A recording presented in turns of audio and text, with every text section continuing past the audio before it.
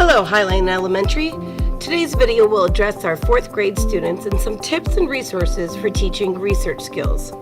The Common Core standards address research in the writing section. It says, conduct short research projects that build knowledge through investigation of different aspects of a topic. With the internet, students have access to a wealth of information, but how do we guide our students to find accurate and relevant information that's appropriate for their age group? First, we have to have the conversation with students that there is a lot of false information and unreliable information on the internet, and that not every site is dependable. This message might stick a little more if you create a fake Wikipedia page for yourself or a fake Google site. You could add funny, ridiculous facts which would grab the kids' interest, but more to the point, it would show them just how easy it is to put fake information out there. Once you've developed an awareness to be cautious of fake information, you can start to teach and model how to refine your search to find relevant information. Here are a few tips and questions. At this age, it's important to talk to students about choosing keywords and phrases to reduce the number of sites that come up and to hone in on the specific information being searched for. One of the best tips for this is to ask the student, what are you wanting to know about blank, whatever topic it is?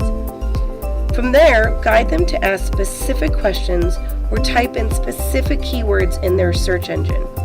Take some class time to model searching for information using different keywords. This is a great time to teach the students categorizing information, which is an informational writing standard. For example, let's say they want to write an informational essay about an animal. You let them do an initial search at first and they find an overwhelming amount of information. From there, you can guide the class to think of what types of categories or subtopics you could write about to focus their searches. For example, predators or preys, what the animal looks like, special features, a diet. From there, the students can create questions to focus their search. Much of the information online is for adults or higher readers than 4th grade level. So another tip is to have students add the phrase, quote unquote, for kids in their search. This will not only reduce the number of hits, but also adds an additional assurance that the site will be more appropriate and the content will be more kid-friendly. Here's another tip that we educators may forget. Model and teach persistence in research. Today's youth has so much information and communication at their fingertips that they have become accustomed to instant gratification. So when researching, if they don't find a simple answer to a question or fact within a few minutes, they may get frustrated or give up. I'm sure you guys have seen this happen before. Model and teach your students how to persevere to find the wanted information. Teach them to reword their search question or keywords and to look through more than the first 5 sites that appear. The next issue is a complex topic and difficult to teach at this age level. How do we ensure that students are using sites that are credible and accurate? Kathy Schrock has a list of 5 W's questions that students can ask themselves as they are checking for a website and their credibility. This list, however, may be a little overwhelming for our 4th graders, so I have chosen one question from each section. The questions are, who wrote this page? And I'll add on to that, is the website associated with a name I know, like PBS Kids? Next is, what information is included? When was the site last updated? I feel this is an easy question for the students to find the answer to. The next one is, where is the information from? And last and important, why is this page better than others?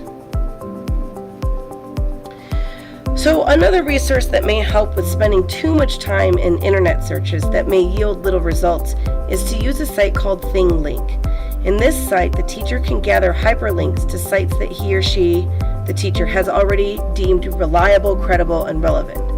The hyperlinks are then posted on an image that represents the topic. There are few advantages to this method.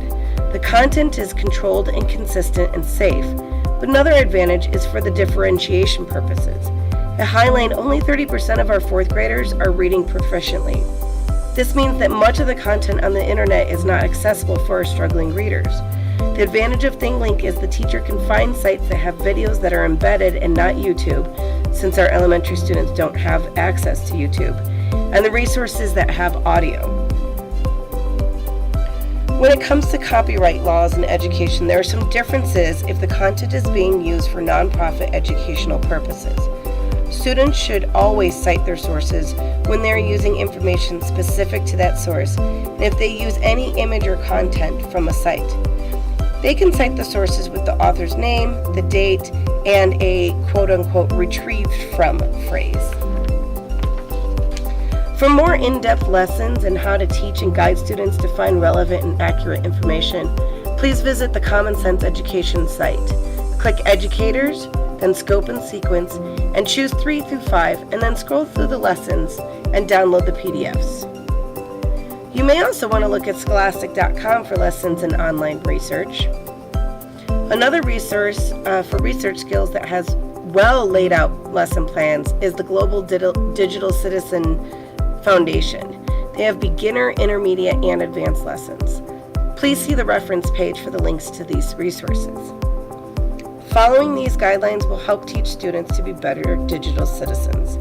They will be more cognizant of irrelevant and unreliable resources and be more conscious to give credit to their sources.